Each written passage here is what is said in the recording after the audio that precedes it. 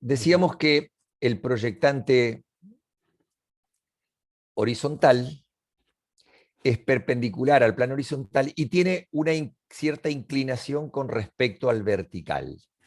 Esa inclinación que tiene el plano con respecto al vertical me va a aparecer acá en verdadera magnitud. Va a ser el ángulo que forma la recta, o sea, la proyección del plano, que es una recta, con la línea de tierra, que yo le puedo trazar una paralela por acá y me va a dar el mismo ángulo acá. Este ángulo es el ángulo que forma este plano con el plano vertical de proyecciones.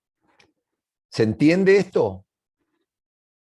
Bien, en el caso del proyectante vertical, decíamos que era perpendicular al plano perpendicular al plano vertical de proyecciones y tenía una cierta inclinación con respecto al plano horizontal. La inclinación esa aparece en verdadera magnitud aquí, entre la proyección del plano, que es como una línea, y la línea de tierra. Este ángulo es el ángulo que forma el plano con el plano horizontal de proyecciones, por eso lo llamamos epsilon sub h. ¿Se entendió? Bien. Ahora, fíjense que en el sí. primer grupo que habló Marcelo, de los planos que son paralelos a alguno de los tres planos de proyección, la columna que dice pendiente no tiene nada. ¿Por qué no tiene nada? Porque esos planos, al ser paralelos a alguno de los planos de proyección, inclinación con horizontal, vertical o lateral no tienen. Entonces sería cero. De ahí que entonces no indicamos ni epsilon h ni epsilon b de ninguno de esos tres planos. Ahora, de los que son perpendiculares a uno de los planos y oblicuos respecto de los otros dos, alguna pendiente podemos ver. En el proyectante horizontal vemos pendiente o inclinación respecto del vertical. En el proyectante vertical vemos pendiente o inclinación respecto del horizontal. Y en el paralelo a la línea de tierra, cuando tenemos la vista lateral, que no lo tenemos en este resumen, sino que ustedes lo van a tener ahora en la lámina, podemos ver en verdadera magnitud el epsilon h y el epsilon b. Epsilon es igual a pendiente. O sea, vemos la inclinación real que tiene el plano, con el plano de proyección horizontal, y del plano también con el plano vertical de proyección. ¿Está? Por eso es como para que interpreten la lectura del cuadrito. Bueno, y de la misma manera que pueden indicar el epsilon de cada uno de esos planos. Entre los paralelos, podemos ver que en cada uno, en una de sus proyecciones, se proyecta en verdadera forma, y de los perpendiculares a alguno de los tres planos, ya no tenemos ninguna de las tres proyecciones en verdadera forma. ¿Está?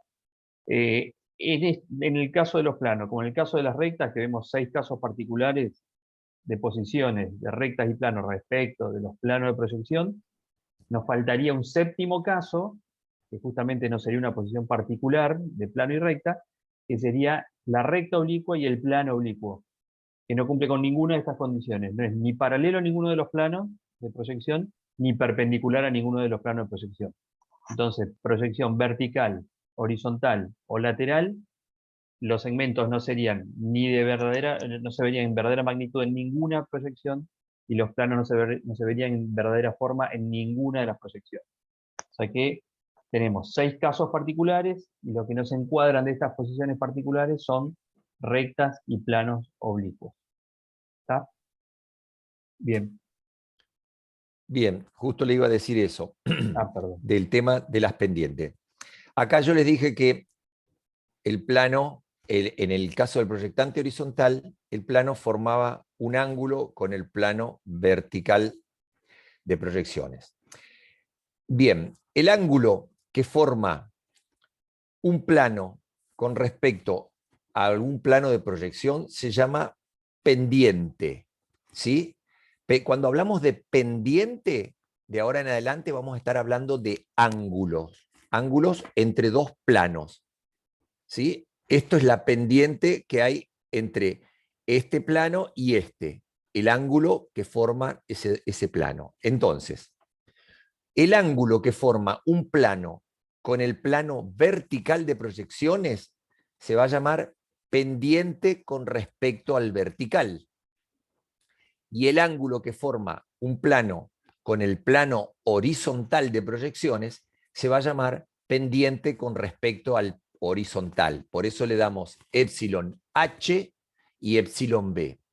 Ahora, ustedes van a encontrarse más adelante, y ya nos vamos a ir familiarizando con esto, es que normalmente, o sea, el término de pendiente se utiliza en la práctica para el ángulo que forma un plano con respecto al plano horizontal de proyecciones. Cuando hablamos de pendiente solamente, nos vamos a estar refiriendo al ángulo que forma un plano con el plano horizontal. Por ejemplo, ustedes muchas veces lo habrán escuchado, la pendiente de un techo, la pendiente de un caño. ¿Estamos? ¿Qué pendiente tiene este techo? Es la inclinación que tiene el techo con respecto al plano horizontal, lo que sea la caída, como les dicen por ahí. ¿Qué caída tiene esta caída? La caída es hacia acá, la caída allá, esa caída. Eso es pendiente. ¿Estamos? Pero nosotros ahora nos vamos al principio vamos a usar el término pendiente con respecto al horizontal y pendiente con respecto al vertical. Más adelante, pendiente, cuando nos refiramos a pendiente, va a ser con respecto al horizontal. Pero acuérdense siempre que pendiente, cuando hablamos de pendiente, estamos hablando de un ángulo. ¿Sí? Bien. Entonces, vamos a ir ahora a la primera ejercitación.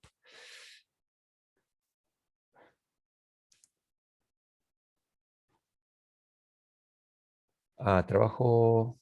arrancamos con prácticos directamente hoy. No tenemos... Aquí estamos. La lámina es similar a lo que hicimos con recta. ¿Sí? ¿Se acuerdan que aquí en la axonometría del cuerpo nosotros teníamos que marcar una de los 6 tipos de rectas, de posiciones de rectas?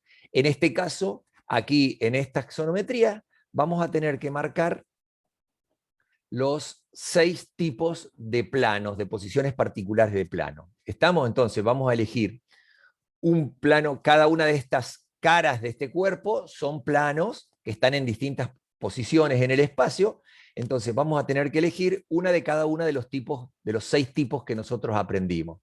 Las vamos a pintar con un color, si en lo posible, y de la misma forma que hicimos en el trabajo anterior, vamos a dibujar las 3 proyecciones del cuerpo acá, y después en cada una de estas dibujos vamos a dibujar solamente las 3 proyecciones de cada plano. En este caso, acá dice plano frontal. Nosotros, el plano frontal que elegimos acá, vamos a dibujar las 3 proyecciones del plano solamente. Siempre teniendo en cuenta las cotas, apartamiento y distancia lateral de cada uno de los vértices de esas figuras. ¿Estamos? O sea, van a tener que tener la misma ubicación acá que la que tienen acá. Si quieren, y para mejor representación, yo les diría que le pongan, igual que hicimos con las rectas, nombres a cada uno de los vértices. Acuérdense que los nombres de puntos van con letra mayúscula. Entonces, lo mismo que hicimos con recta, lo vamos a hacer acá. Dibujamos las 3 vistas del cuerpo, les damos los nombres a los puntos que nosotros necesitemos para dibujar los planos, y después aquí, en cada uno de estos, vamos a dibujar los planos. Si el plano en alguna de las proyecciones aparece en verdadera forma, la marcamos, la pintamos en rojo. ¿Estamos? E indicamos también si aparecen las pendientes con respecto al horizontal y al vertical. ¿Se entendió? Ese va a ser el primer ejercicio.